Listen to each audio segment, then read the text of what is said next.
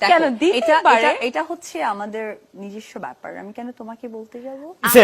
জায়গা মতো দিছে, একদম জায়গা মতো দিছে, রীতিমতো নারী বুড়ি জ্বালিয়ে দিয়েছেন, রীতিমতো বিভিন্ন পার্ট থেকে পার্ট, প্রত্যেকটা পার্ট জ্বালিয়ে দিয়েছেন ঢালিউড কুইন অপু বিশ্বাস।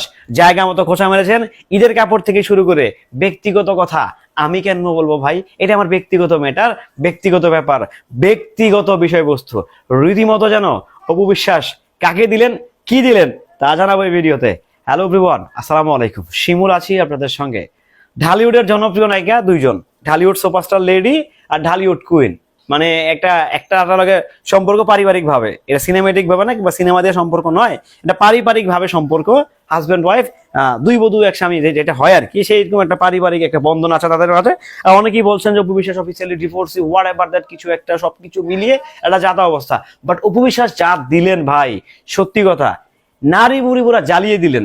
উপস্থাপক প্রশ্ন করলেন, এই জামাটা কি ঈদে আপনাকে পয়লা বৈশাখ উপলক্ষে শাকিব খান দিয়েছে? কেন বলবো আমি, ব্যক্তিগত ব্যাপার। মানে একটা এমন খোঁচাটা মারলেন, মানে পুরোপুরি মিমিক্রি করলেন। বুবলি আপুকে অপু বিশ্বাস জাস্ট মিমিক্রি করেন নাই, এমন ভাবে রিপ্লাই গুলো দিলেন, এমন ভাবে ফিডব্যাকটা দিলেন, সিরিয়াসলি আই এম জাস্ট অবাক। আসলে অপু বিশ্বাস আগে থেকেই মিমিক্রি করেন, আগে থেকেই উনি অনেক কথাবার্তা বলে থাকেন, আগে থেকেই অনেক কিছু বলেন, অনেক কিছু করেন। সো এটা যে উনি এইবার এই জায়গায় কাজে লাগাবেন কিংবা এখানেও যে এক্সিকিউশন করবেন, এটা আসলে ভাবার ছিল না, এটা জানাও ছিল না। যাই হোক, নিঃসন্দেহে এটা আমাদের ঢালিউড সুপারস্টার লেডি শবনম ইয়াসমিন বুবলিকেই টার্গেট করে কথাটা বলছেন।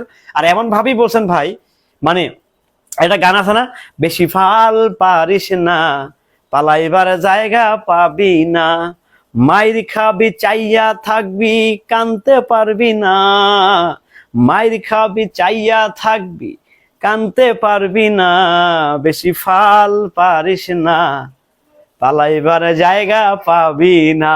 তো ওই লেভেলেই আসলে খোঁচাটা মারছেন। উনি নাম নেন নাই কিন্তু, সত্যি কথা ভাই, আমার কাছে অপু বিশ্বাসের জিনিসগুলো খুব ভালো লাগে যে উনি নাম নেই, আমরা তো নাম বলে দিই, আসলে আমরা বুঝি যে উনি আসলে কাকে মেনশন করছেন, কাকে টার্গেট করছেন, কাকে কি উনি কথা বলতেছেন, এটা বোঝা যায় আসলে।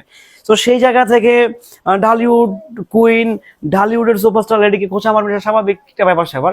বাট এমন ভাবে মারবেন, এটা নিশ্চয়ই পূর্ণিমা নামের ভক্তরা সহ্য করতে পারছেন না। এটা নিয়ে নানা রকম ভাবে অপু বিশ্বাসের বিভিন্ন ছবি বিভিন্ন জায়গা থেকে মানে ইয়ে করতেছেন। ইভেন আমার নিজের ছবিগুলো এত সুন্দর করে তারা এডিটিং করে মানে আমাকে থালা দিয়ে বসাই দিচ্ছেন, এইটা করতেছেন। মানে এআই এসে মানে কোনটা বাস্তব আর কোনটা অবাস্তব যেন বোঝা মুশকিল। যাই হোক, মানে এ থেকে জেড, টপ টু বটম, টেকনা থেকে তেতুলিয়া, রূপসা থেকে পাতুরিয়া, রীতিমতো জয়েন্ট বরাবর অপু বিশ্বাস মারছেন। এখন দেখা যাক যে পাল্টা কাউন্টারটা আসলে এখান থেকে কি আসে। পাল্টা কাউন্টার কি আদৌ আসবেন নাকি নীরবতাই সম্মতির লক্ষণ দেখাবেন, সেই দেখার অপেক্ষায় আমি নিজেও, নিশ্চয়ই আমার সাথে আপনারাও দেখার অপেক্ষায় আছেন কবে কোন সময় এই ধামাকাটা আবার জাতির সামনে উন্মুক্ত হয়। ভালো থাকবেন, সুস্থ থাকবেন, নিত্য নতুন খোঁজাখুঁজির ভিডিও পেতে কিন্তু সঙ্গেই থাকবেন। নট অনলি খোঁজাখুঁজি, সিনেমা থেকে শুরু করে নানা রকম ভাইরাল টপিক, সকল আপডেট পেতে কিন্তু আমার সঙ্গেই থাকবেন। ক্রিকেট, ফুটবল, পক্কর চক্কর যা আছে দুনিয়াতে, যেগুলো ভাইরাল চলমান সকল কিছু কিন্তু আপনাদের খাওয়ানোর চেষ্টা করতেছে আর আপনারা খাচ্ছেন। সো ভালো থাকবেন, সুস্থ থাকবেন।